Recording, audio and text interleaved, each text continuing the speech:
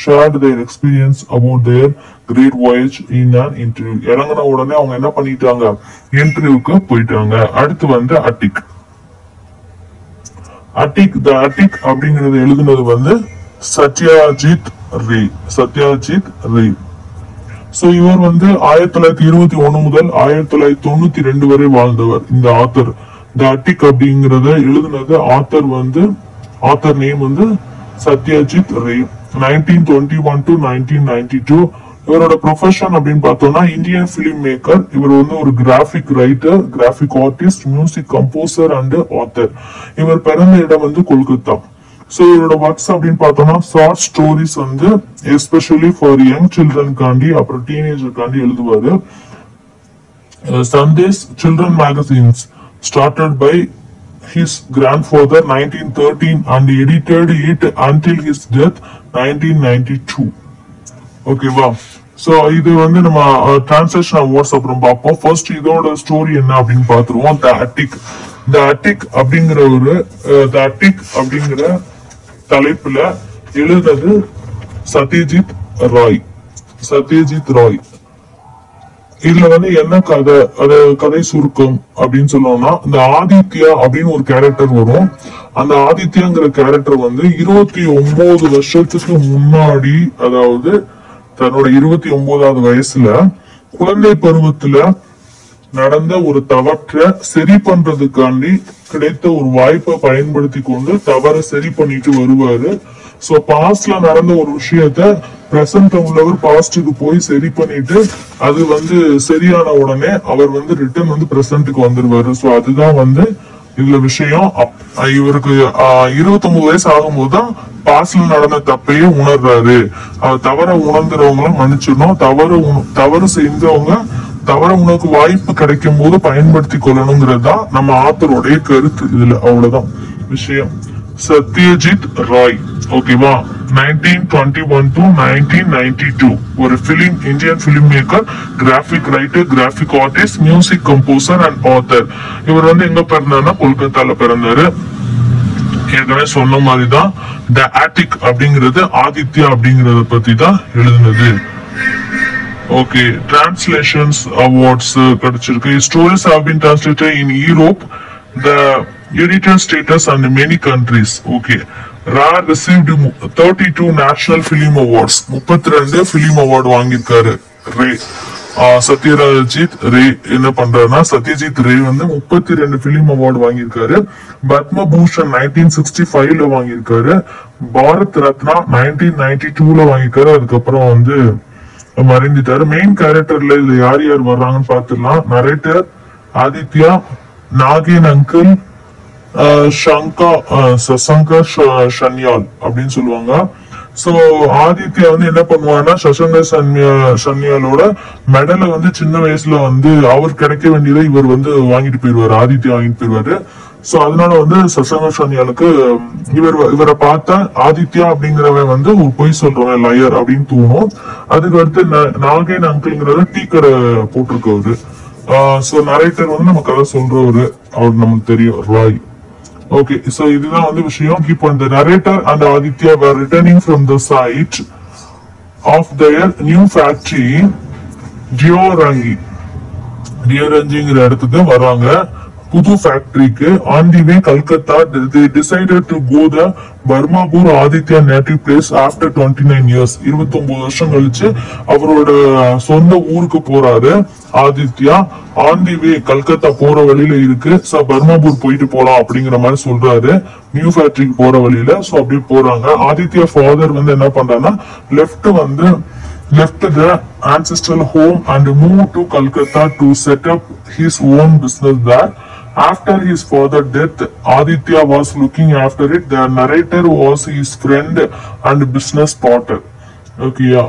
They reached Nagan uncle's tea shop where they saw a man called Sanyal. Shashanka Sanyal led a cruised life. He sold his lands to get his only daughter married, and he lost his wife and only son last year. He stayed with his father friend Jonas Kabiraj. ஜோகஸ் காபிராஜ்ங்கிற ஒரு இதுல வீட்டுல தான் அவர் வாழ்றாரு. he was very poor that he could not buy spectacles. ரொம்ப வந்து இயல்பையா இருக்காரு. Aditya went to his ancestral house with the narrator.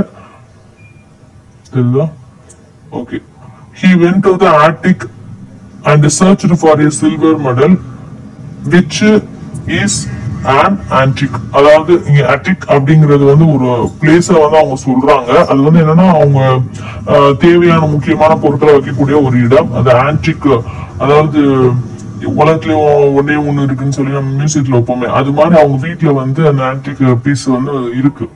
So after getting it, அதை எடுத்ததுக்கு அப்புறம் they went to a jewelry shop to find out of the weight பாக்குறாரு. Then they went to meet Sanyal. அங்க போறாரு. அவர் ரொம்ப ஏழ்மையாக்க பார்த்துட்டு வேகமா ஓடி போய் எடுத்து அதை வந்து பாக்குறாரு. Sanyal told Aditya that when they were studying in the school, Sanyal got a medal as a prize, but Aditya could not bear it and he took it from Sanyal to show his father, but he never returned to him. அவன் வாங்கினது இவன் எடுத்துட்டு ஓடியான்ட்டான். அதை வந்து வீட்டுல காமிச்சுக்கிட்டான். Now after 29 years, Aditya gives Sanyal rupees 150 as the price of the medal. அப்ப வீட்டு பார்த்துட்டு அந்த பிரைஸ் வந்து என்ன பண்றான், காசா குடுக்குறான் அவன்கிட்ட. பட் Sanyal என்ன பண்ணல, அக்செப்ட் பண்ணல மணியை. The Aditya gave the medal to Sanyal. அவன் என்ன பண்ணிட்டான், மெடல வேணா திரும்ப கூட, அதான் காசு வேணாம் அப்படின்ட்டான். சோ அப்ப வந்து என்ன பண்ணிட்டான், மெடல ஆதித்யா வந்து Sanyalட்ட கொடுத்துட்டான். On the medal was engraved Sriman Shashanka Sanyal, special prize for 1948. ஓகேயா, சோ இதுதான் வந்து நடந்த விஷயம். ஓகேவா, அவ்வளவுதான். இந்த ஆட்டிக் அப்படிங்கிற பீஸ் அவ்வளவுதான். அவனோட தவறை வந்து உணர்ந்துட்டான் ஆதித்யா. அவன் அந்த எடுத்துட்டு போன மெடல்ல திரும்ப கொடுக்குறான். அவன் அப்ப கஷ்டத்துல இருக்கான், காசு கொடுத்தாலும் வாங்கல. அவனோட மெடல் தான் அவனுக்கு வந்து அது பெருசா தெரியல, கொடுத்துட்டான். அடுத்து நம்ம பார்க்கக்கூடியது டெக் ப்ளூமர்ஸ். சோ இதுல வந்து என்ன அப்படின்னு சொல்லி சொல்லிருக்காங்கன்னா, அதாவது த ப்ளூமர்ஸ். ஓகேவா, டெக் ப்ளூமர்ஸ், த ப்ளூமர்ஸ் இதெல்லாம் சொல்லிக்கலாம். இதுல என்ன விஷயம் அப்படிங்கறத நான் சொல்லிடுறேன். டெக் ப்ளூமர்ஸ் அப்படிங்கிறது டெக்னாலஜி சம்பந்தமானது, தொழில்நுட்பத்தோட பயன்கள் மற்றும் நன்மைகளை வந்து வெளிப்படுத்துவது தான் இது. சரியா, அலிசா டேவிட் அப்படின்னு சொல்லிட்டு 2 மாற்றுத்திறனாளிகளோட கேரக்டர் வந்து இதுல இடம்பெற்றிருக்கு. சோ அவங்களுக்கும் ஒரு டிராவல் பண்றதுக்கு, லேர்ன் பண்றதுக்கு, பிசினஸ் பண்றதுக்கு கம்ஃபர்ட்டா இருக்கிறது டெக்னாலஜி தான். சோ இந்த டெக்னாலஜி வந்து ரொம்ப இம்பார்ட்டன்டா இருக்கு அப்படின்னு சொல்றாங்க. இந்த லெசன்ல வந்து அதான் சொல்றாங்க. The lesson is about the use of technology by a normal person and disabled to their day-to-day routine work in life. ஒரு நார்மல் பர்சனுக்கு வந்து டெக்னாலஜி வந்து அந்த அளவு இம்பார்ட்டன்ஸ் தராவிட்டாலும், ஒரு நார்மல் பர்சனுக்கும் ஒரு டிசேபிள்டு பர்சனுக்கும் டெக்னாலஜியோட டிஃபரன்ஸ் அண்ட் இம்பார்ட்டன்ஸ் வந்து தெரியும். ஃபார் எக்ஸாம்பிள் அவங்க என்ன சொல்றாங்க, அலிஷா அண்ட் டேவிட் லைஃப்ல சேஞ்சஸ் யூசஸ் ஆஃப் டெக்னாலஜி எல்லாத்தையும் சொல்றாங்க. about 2.21% of India's population is disabled. இவ்வளவு பேர் இருக்காங்க. They continue to fight with the challenges of acceptance and inclusion. Alisa has cerebral palsy and she can't physically type as fast as she thinks. After using a piece of technology, Dragon Digate, she can speak and the words appear on her screen. Her teacher motivated her to do her GCSE, General Certificate of Secondary Education. Kim Dasist, a technologist, introduced the Dragon Digate. Only then she had the confidence to the GCSE. 21 years old David uses a liberator communication device which he controls with his eye movements. ACTIV controller also in the headrest of his chair. With this he can control his TV, Blu-ray and music players. So அத ஒவ்வொருத்தவங்களுக்கும் ஒவ்வொரு தேவைகள் இருக்கு. அந்த ஒவ்வொரு தேவைகளை பொறுத்து technology use பண்றாங்க. டேவிட் அப்படிங்கிறவர் என்ன பண்றாரு? David was born with acute cerebral palsy. He has been using a high-tech communication aid since he was 8 years old. 8 வயசு பையன் அவன் வந்து அதை யூஸ் பண்றான். அதுதான் அவனுக்கு ஹெல்ப் பண்ணுது. He has been interested AAC alternative communication, அதாவது argumentative and alternative communication. Then he started using Eco 2 with Eco Point, making his selection with a foot switch. He uses his Eco 2 to speak in complete sentence with a competent communicator. Thus, the technology makes our life easier and allows the differently abled learners to learn with confidence. Lightweight prosthetics. Former President APJ Abdul Kalam considered about people with a disability. Developed a lightweight prosthetics from space-age material to enable disabled children to walk easily. இது வந்து நம்ம ஏற்கனவே தெரியும். APJ Abdul Kalam என்ன பண்ணான்னா, அந்த கால்ல வந்து பொருத்தக்கூடிய ஒரு இயந்திரம், ஒரு இயந்திரம் இல்ல, அது பேர் என்னது, நடக்க முடியாதவங்களுக்கு நடக்கிறதுக்கு பொருத்தக்கூடிய ஒரு இது மாதிரி இருக்கும், அப்படியே சொருகுற மாதிரி இருக்கும். சோ அந்த மாதிரி ஒரு லைட் வெயிட்டான திங்ஸை வந்து கண்டுபிடிச்சாரு. அது எதுல கண்டுபிடிச்சாருன்னா, ஸ்பேஸ்ல நம்ம யூஸ் பண்ணக்கூடிய வெயிட்லெஸ் ஆன மெட்டல்ல வந்து கண்டுபிடிச்சு அதை கால் நடக்க முடியாத பசங்களுக்கு, பொண்ணுங்களுக்கு எல்லாத்துக்குமே வந்து ஈஸியா நடக்கிறதுக்கு ஈஸியா இருக்கும் மாதிரி அதை கண்டுபிடிச்சாரு. சோ அதுதான் வந்து இங்க சொல்றாங்க. அடுத்து India Innovation Legal Shoes by Christopher Lawrence.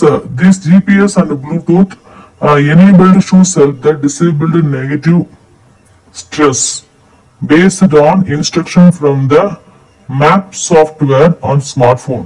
The app also record route and count steps. Blee Watch by industrial designers. Blee Watch அப்படிங்கிற இண்டஸ்ட்ரியல் டிசைனர் தான் இதை பண்ணியிருக்காங்க. அந்த ஆப் வந்து அவங்களோட ரூட் பிளஸ் ஸ்டெப்பையும் கவுண்ட் பண்ணும். டிசைனர்ஸ் நூப்ரோ, இவர்தான் நூப்ரா கிர்லோஸ்கர் அண்ட் ஜான்ஹவி ஜோஷி ஆஃப் மும்பை. ஓகேயா?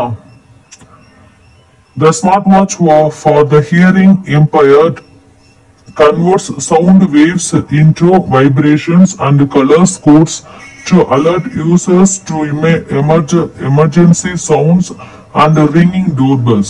It even helps them feel the rhythm of music. Next one, I just by Anil Prabhakar.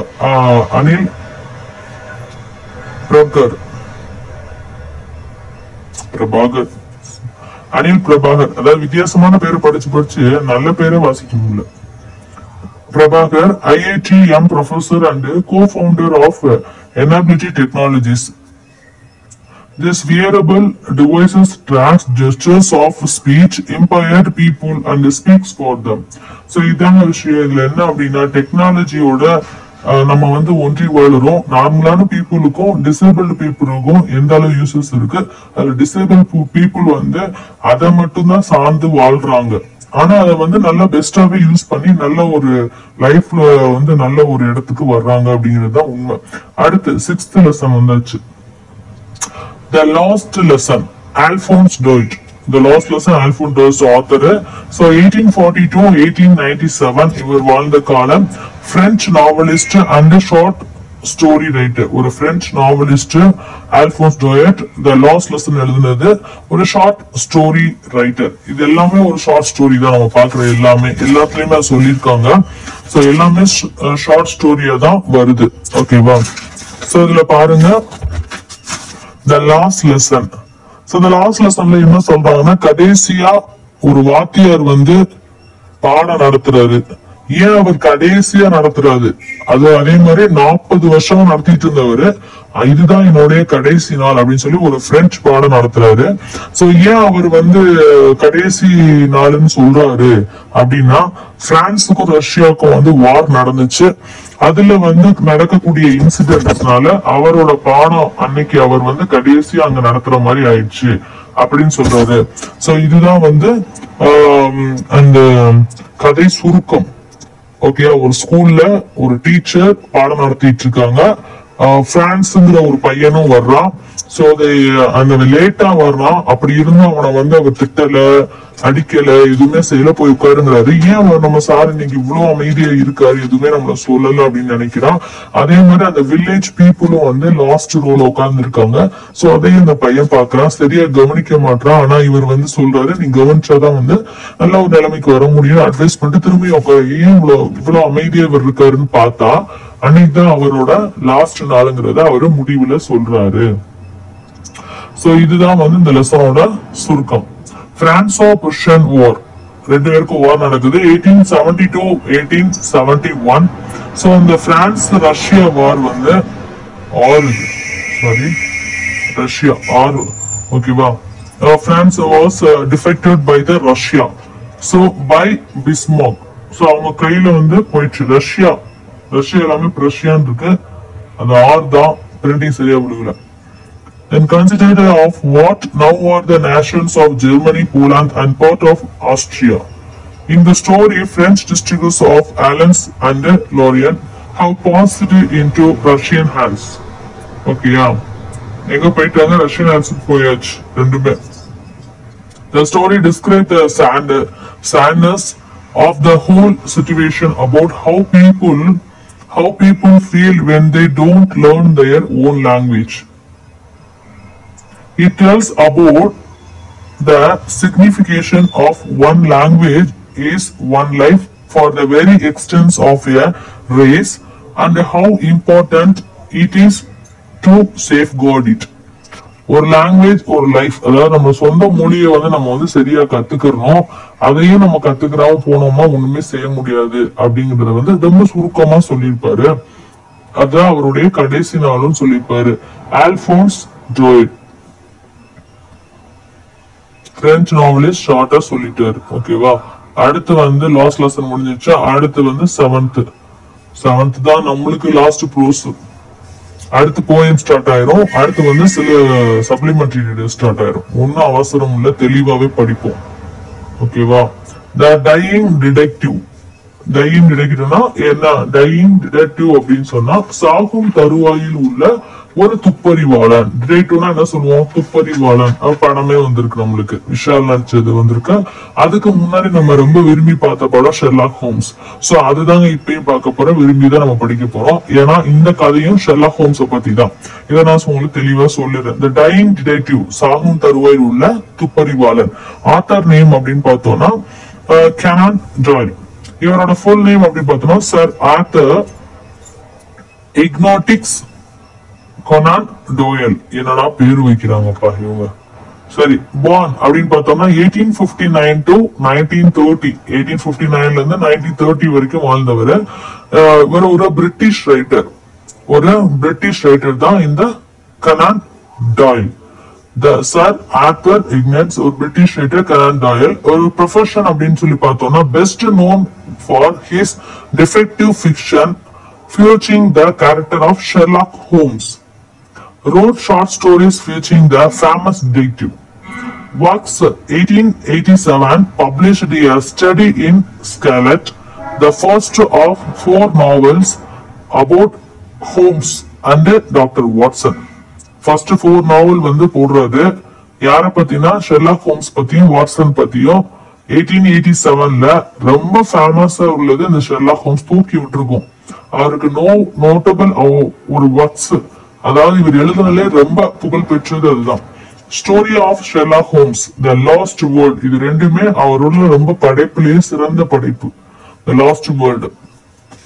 இதை எழுதுனது யாரு அப்படின்னு நான் கேட்டேன்னா நீங்க டக்குன்னு சொல்லணும். தூக்கத்துல இருந்துச்சு கேட்டா கூட சொல்லணும். யாருன்னா ஆர்தர் கொனான் டோயல். இவர் லண்டன் நாட்டை சேர்ந்தவர். சோ லண்டன்ல என்ன நடக்குது அப்படிங்கிற மாதிரி சொல்றாங்க. யாரு? நம்ம ஷெர்லாக் ஹோம்ஸ் லண்டன்ல இருக்கிற மாதிரி தான் வரும். சோ இந்த ஷெர்லாக் ஹோம்ஸ் அப்புறம் டாக்டர் வாட்சன் இருக்காங்களா, அவங்க ரெண்டு பேருமே வந்து கற்பனை கதாபாத்திரம். எப்படி இந்த ஷெர்லாக் ஹோம்ஸ்னு ஒரு கேரக்டர் உங்களுக்கு தோணுச்சு அப்படின்னு ஒரு தடவை அவர் இன்டர்வியூ பண்ணும்போது அவர் சொன்ன வார்த்தை என்ன அப்படின்னா, ஜோசப் பெல் அப்படின்னு ஒரு மெடிசன் ரிலேட்டடா உள்ள டாக்டர் இருந்தாரு. அவர் என்ன பண்ணுவாரு, அவர் ரொம்ப டிடெக்டிவா யோசிச்சுதான் பீப்புளுக்கு வந்து ட்ரீட்மெண்ட் கொடுப்பாரு. சோ அதை நான் பார்க்கும்போது இன்ஸ்பயர் ஆயிதான் அவரோட கேரக்டர் தான் நான் இங்க ஷெர்லாக் ஹோம்ஸ் வச்சேன் அப்படின்னு சொன்னாரு. இவர் வந்து ஒரு எடின்பர்க் அப்படிங்கிற இடத்துல பிறந்தவர். வட picture in Scotland at the time in is set out in our historical timeline. Okay, இப்ப கீ பாயிண்ட்ஸ் பார்த்துடலாம். அதுக்கு முன்னாடி இது ஒரு ஷெர்லாக் ஹோம்ஸ் எழுதினார்ல, இந்த கதை பெயர் என்ன பாருங்க, த டையிங் டிடெக்டிவ் அப்படின்னு ஒரு கதை ஷார்ட் ஸ்டோரி எழுதியிருக்காரு ஷெர்லாக் ஹோம்ஸ் பத்தி, த டையிங் டிடெக்டிவ். சோ இதுல என்ன கதை வருது அப்படிங்கறத நம்ம பாத்துருவோம். என்ன கதை வருது அப்படின்னா, டாக்டர் வாட்சனும் நம்ம ஷெர்லாக் ஹோம்ஸும் இதுல வந்து ரொம்ப முக்கியமான கேரக்டர். இதுல எக்ஸ்ட்ரா கேரக்டர் யார் வராங்கன்னா, ஹர்ட்சன் வர்றாங்க, ஹோம்ஸ், லேர்ன் லேடி, வாட்சன், இன்னொருத்தர் வருவாரு ஸ்மித், அவர் பேரு ஸ்மித் வருவாரு. சோ இவங்க எல்லாமே இதுல உள்ள கேரக்டர். என்ன ஆகுது அப்படின்னா, ஹோம்ஸ் வந்து ஒரு நோயால பாதிக்கப்பட்டிருக்காரு, ரொம்ப கடுமையான நோய். அது ஒரு பிளேக் நோய் அப்படிங்கிற மாதிரி சொல்லலாம், ஃபார்மஸா பிளேக் அப்படிங்கிற மாதிரி. அது ஒரு பிளேக் நோயின்னு அவருக்கே தெரியுது. ஒரு 3 நாள் தொடர்ந்து சாப்பிடல, தூங்கல, ரொம்ப முகமெல்லாம் வாடி போய் அப்படியே படுத்த படுக்கையா இதுக்கு மேல பழைக்கவே மாட்டேங்கிற மாதிரி கிடக்காரு கட்டில. இத பார்த்து அந்த லேர்ன் லேடி என்ன பண்றாங்கன்னா, இதுக்கு மேல அவர் பழைக்க மாட்டாரு, நம்ம வந்து போய் கேட்பான்னு சொல்லி ஒவ்வொரு வாட்டி டாக்டரை கூப்பிடட்டுமானே ஹோம்ஸ்ட கேட்க. ஹோம்ஸ் அதுக்கு என்ன சொல்றாரு, ஷெர்லாக் ஹோம்ஸ் என்ன சொல்லலாம், வேண்டாம் நீங்க போங்க, என் அறைக்குள்ள அனுமதி இல்லாம வரக்கூடாது அப்படின்னு சொல்றாரு. லேர்ன் லேடி யாருன்னா, இப்ப அவங்க தங்கி இருக்காங்களா அதை பாத்துக்கிற கூடிய ஒரு லேடி தான் லேர்ன் லேடி. சரி, அப்ப நான் லாஸ்டா யார கூப்பிடுன்னு சொல்லுமோ ஒரு கட்டத்துல வந்து டாக்டர் வாட்சனை கூப்பிடுங்க அப்படின்னு சொல்றாங்க. சரின்னு இந்த லேண்ட் லேடி வேகமா போய் டாக்டர் வாட்சனை போய் இந்த மாதிரி உடம்பு சரியில்லை, என்னது ஹோம்ஸ்க்கு உடம்பு சரியில்லை, வாங்க போலாம் அப்படின்னு சொல்லிட்டு அங்க இருந்து வேகமா கார்ல கிளம்பி போகும்போதே கதையெல்லாம் கேட்கிறாரு. ஏன் நீங்க இத்தனை நாள் டாக்டர்கிட்ட சொல்லல அப்படின்னு சொல்லி கேக்குறாங்க. அதுக்கு வந்து அவரை பத்தி தெரியாது, அவரெல்லாம் சமாளிக்கவே முடியாது, அவர் பிடிச்ச பிள்ளைதான் நிக்கிறாரு, இப்ப நான் கூப்பிட சொன்னதே பெரிய விஷயம் அப்படின்னு சொல்றாரு. உடனே டாக்டர் வாட்சன் வந்து வேகமா ஹோம்ஸ் அப்படின்னு சொல்லி கதவை திறக்கும் போது ஹோம்ஸ் என்ன சொல்றான்னா, வந்துட்டீங்களா, ஓகே ஓகே, நீங்க வந்த நாள் ரொம்ப நல்லதுதான், ஆனா நீங்க ஒரு 6 மணி வரைக்கும் எதுவுமே பண்ணாம அமைதியா ஓரமா போய் உட்காருங்க. என்ன இப்படி சொல்றாரு, நான் டாக்டர் தான், நான் என்ன பண்றேன், என் பக்கத்துல வர வேணாம், என் அனுமதி இல்லாம யாரும் என் பக்கத்துல வரக்கூடாது, ஏன்னா இது ஒரு பெரிய தொத்துவாதி, இந்த வியாதியை பத்தி எனக்கு நல்லா தெரியும், இதுல இருந்து நீ காப்பாத்தணும் அப்படின்னா நீங்க வந்து ஓரமா நில்லுங்க, பக்கத்துலயே வரக்கூடாது நான் சொல்ற வரைக்கும் அப்படின்னு சொல்றாரு. சரி, ஹோம்ஸ் வந்து இப்படி சொல்லிட்டாரு, அவர் சொன்ன பிள்ளை இருந்தாலும் நம்ம ஃப்ரெண்ட் இல்லைன்னு சொல்லிட்டு கிட்ட போகும்போது வரக்கூடாதுன்னு சொல்லிடுறாரு. சரி, ஒரு அறையில போய் உட்காந்துக்கோன்னு சொல்லிடுறாரு, லேண்ட்லேடியே வெளியே போய் சொல்லிடுறாரு. சோ இதான் நடக்குது. சோ அதுக்கப்புறம் பார்த்தோம்னா, சரி என்ன பைத்திய மாதிரி ஏதோ பண்ணிட்டு இருக்காருன்னு சொல்லிட்டு அப்புறம் அங்க போய் ஏதோ ஒரு பெட்டியை தொடப்பும் போது புக்ஸ் இதெல்லாம் வந்து போய் பாருங்க, பேசாம ஒரு கதையை படிச்சு எனக்கு சொல்லுங்க வைப்போம் அப்படின்னு சொல்லிட்டு எதையாவது புக் எடுத்து வாசிங்க அப்படின்னு சொல்லிட்டு சொல்லிட்டாரு. லூஸ்தனமா பேசுறான் அப்படின்னு சொல்லிட்டு அவரும் சரி புக் எடுத்து வாசிக்க முயற்சி பண்றாரு. ஆனா அவரால் முடியல, ஏன்னா மைண்ட் ஃபுல்லா இவரோட உடம்பு சரியில்லையே அப்படின்னு சொல்லி அந்த தோட்டல இருக்கு. சரி, இதுக்கு அடுத்து என்ன பண்ணலாம் அப்படின்னு யோசிக்கும் போது பார்த்தா, வேகமா அவர் வந்து சொன்ன அந்த 2 மணி நேரம் கழிஞ்சிருச்சு. 3 மணிக்கு வந்தவரு 6 மணிக்கு வாங்கன்னு சொன்னா 6 மணி ஆக போகுது.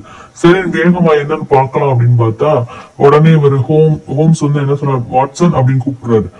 சொல்லுங்க, அப்ப என்ன பண்ணணும் இப்ப அப்படின்னோடனே, நீங்க வந்து நான் சொல்ற டாக்டரை கூட்டிட்டு வாங்க அப்படின்னு சொல்றாரு. ஏன், நானும் டாக்டர் தான். இல்ல, நீங்க டாக்டர் தான், ஆனா எனக்கு வந்து நோய்க்கு வைத்தியம் பார்க்கக்கூடிய இது வந்து உங்களுக்கு தெரியாது, நல்லா தெரிஞ்சவர் தான், நான் சொல்றவரை கூட்டிட்டு வாங்க சொல்றாரு. யாருன்னு பார்த்தா ஸ்மித் வந்து என்ன எங்க இருக்காருன்னா, அவர் ஒரு ஃபார்மர், அவர் விவசாயி தான். அவர் வந்து நான் சொல்ற இடத்துல இருப்பாரு. நீங்க போய் வந்து என்ன பண்ணுங்க, ஸ்மித்த உடனடியா கூட்டு வாங்க அவர் ஹவுஸ்ல இருந்து. எப்படியாவது கூட்டு வந்துருங்க, இல்லைன்னா நான் வந்து இறந்துருவேன், இது என்னோட கடைசி ஆசை அப்படி இப்படின்னு சொல்லி வேகமா போய் கூட்டு வர சொல்லாரு. சரி, ஹோம்ஸ் வந்து வேகமா போய் கூப்பிட்டு வர போயிருக்காரு. அவர்கிட்ட எவ்வளவோ சொல்லி கெஞ்சி பார்த்து அவரை கூட்டு வந்து வச்சா, ஸ்மித் உள்ள வந்தோடனே என்னாச்சு, நீங்க எவ்வளவு பெரிய ஆளு, ஏன் இப்படி என்ன கூப்பிட்டீங்க, இதுக்கு எனக்கு தான் வைத்தியம் தெரியுமா, ஆமா நான் சொல்ற விஷயங்கள்லாம் காய்ச்சலோட அறிகுறி தானே அப்படின்னு சொல்லிட்டு நிறைய விஷயங்கள் சொல்றாரு. ஆமா கரெக்டா சொல்றீங்க, இது அந்த காய்ச்சல் தான், அவன மாதிரி விக்டர் மாதிரி உங்களுக்கும் வந்திருக்கு. இப்பதான் விக்டர் ஒரு கேரக்டர் உள்ள வருது. இவர் யாருன்னா ஸ்மித்தோட மருமகன். விக்டர் மாதிரி உங்களுக்கும் வந்திருக்கு, அப்ப உங்களையும் என்னால காப்பாற்ற முடியாது அப்படின்னு சொல்ல, எப்படியாவது என்னை காப்பாத்திருங்க அப்படிங்கிறாரு. அதை காப்பாற்ற முடியாதுன்னு சொன்னோடனே ஹோம்ஸ் வந்து என்ன சொல்றாருன்னா நீ வந்து விக்டரை வந்து நீதான் வந்து கொன்ன, ஆனா வந்து இந்த மாதிரி டிசீஸால செத்து போயிட்டான்னு சொல்லி 4 நாள்ல சாகடிச்சிட்ட, அத வந்து எனக்கு தெரியும், ஆனா நான் அதை வெளியே சொல்ல மாட்டேன், என்னைய வந்து நீ காப்பாத்திடு அப்படின்னு சொல்றாரு. உடனே அவன் சுத்தமா தான் நீ சாக போறான், உனக்கு ஒரு பார்சல் வந்துச்சு, அதுல நான் ஸ்பிரிங் அனுப்புனேன்ல, என் விஷயத்துல நீ தலையிட்டா உனக்கு தெரிஞ்சிருச்சுங்கிறது எனக்கு தெரியும், அது தலையிட்டனாலதான் உன்னையும் வந்து நான் கொல்ல நினைச்சேன், கடைசியில பார்த்தா உனக்குமே அந்த நோய் வந்துருச்சு, ஆனா நான் உன்னையும் காப்பாத்த மாட்டேன் அப்படிங்கிற மாதிரி சொல்றாரு. இது ஒரு ஈஸ்டர்ன் டிசீஸ் அப்படிங்கிற மாதிரி சொல்றாரு. சரி ஓகே அப்படின்னு சொல்லிட்டு ஒரு கட்டத்துல பார்த்து, அப்ப நீயே ஒத்துக்கிறியா அப்படின்னு சொன்னோடனே, ஆமா நான் தான் கொன்னேன், ஆனா நீ சாகுறதையும் நான் பார்க்கதான் போறேன், என் வழியில யார் வந்தாலும் நான் கொல்லதான் செய்வேன், என் மருமகன் நான் தான் கொன்னேன்னு சொல்லி ஒத்துக்கிட்டாரு. ஒத்துக்கிட்ட உடனே ஒரு பூட் சவுண்ட் கேக்குது. அப்ப பார்த்தா அந்த இடத்துல ஒரு போலீஸ் வர்றாங்க, வந்து ஸ்மித்த வந்து என்ன பண்றாங்கன்னா அரெஸ்ட் பண்றாங்க. சோ அதை ப்ரூவ் பண்றதுக்காண்டிதான் நம்ம ஷெர்லாக் ஹோம்ஸ் இந்த அளவு ஆக்டிங்க போட்டிருக்காரு. சோ இதுதாங்க விஷயம். சோ இத வந்து வாட்ஸ்அப்ல சொன்னோன்னே, என்ன நார்மலா பேச்செல்லாம் வர மாதிரி இருக்கு, என்னாச்சு உடம்பு சரியாயிடுச்சா அப்படின்னு சொல்றாரு. எனக்கு உடம்பு நல்லதா இருந்துச்சு, இவனை மாட்டி ஒண்ணுங்கிறக்காண்டிதான் நான் வந்து இவன் வந்து தப்பு பண்ணான், ஒருத்தனை கொன்னுட்டான், அதை வந்து நான் ப்ரூவ் பண்ணணும் காண்டிதான் நான் நடிச்சேன், உன்னை கஷ்டப்படுத்திட்டேன், என்னை மன்னிச்சிரு, உன்னோட தொழிலே நான் வந்து தவறா பேசிட்டேன், நீ ஒரு நல்ல டாக்டர் தான் அப்படின்னு சொல்லி சொல்றாங்க இந்த இடத்துல. இதுதான் வந்து இந்த கதை. கதையோட சுருக்கம் சொல்ல போய் விரிவாவே சொல்லிட்டோமோ. இதுதான் விஷயம். ஏன்னா விஷயம் தெரிஞ்சாதான் நம்ம என்ன பண்ண முடியும், படிக்க முடியும், அவ்வளவுதான். சோ இதுதாங்க விஷயம். இதுல ஏதாவது டவுட் இருந்தாலும் கமெண்ட்ஸ்ல கேட்டுக்கோங்க. ஷெர்லாக் ஹோம்ஸ் அப்படிங்கிறது எல்லாருக்குமே பிடிச்ச ஒரு கேரக்டர். அது ஒரு கற்பனை கதை தான், அந்த மாதிரி உண்மையிலேயே யாரும் இல்லை அப்படின்னு சொல்லியிருக்காங்க. இதை கேட்கும் போதுதான் மனசு கஷ்டமா இருக்கு. ஏன்னா ஷெர்லாக் ஹோம்ஸ் எனக்கும் ரொம்ப பிடிக்கும். உங்களுக்கும் பிடிக்கும்னா கமெண்ட்ஸ்ல சொல்லுங்க. த டையிங் டிடெக்டிவ் அப்படின்னு சொல்லி சொல்றாங்க. சாகும் தருவாயில் உள்ள துப்பறிவாளன் அப்படின்னு சொல்லி சொல்றாங்க. எழுதுனது வந்து ஆர்தர் கனான் டோயல். நிறைய அவார்டு வாங்கியிருக்காரு. இவர் ஒரு பிரிட்டிஷ் ரைட்டர். ஓகேவா. அவார்ட்ஸ் நம்ம பார்த்தோம். ஷெர்லாக் ஹோம்ஸ் காண்டியும் த லாஸ்ட் வேர்ல்ட் அப்படிங்கிற காண்டியும் அவார்டு வாங்கியிருக்காரு. டாக்டர் வாட்சன்ங்கிற கேரக்டர் எல்லாமே கற்பனை கதை தான். ஓகேவா. சோ ஜோசப் பெல்லுங்கிறவர் பார்த்தா இன்ஸ்பயர் ஆகி இது எழுதினாரு. சோ இதுதான் விஷயம். அததான் இதுலயுமே கொடுத்துருக்கேன். சோ இதுக்கு அடுத்து நம்ம வந்து போயம் பார்க்கலாம். ஓகேவா. All the best friends. மறக்காம சப்ஸ்கிரைப் பண்ணிக்கோங்க. பெல் ஐகான் ப்ரெஸ் பண்ணி ஆல் நோட்டிஃபிகேஷன் கொடுத்துருங்க. அப்பதான் நம்ம போடக்கூடிய எல்லாமே உங்க உடனுக்குடன் உங்களுக்கு வரும். ஓகேவா. அடுத்து நம்ம போயம் பார்க்கலாம். All the best. பை.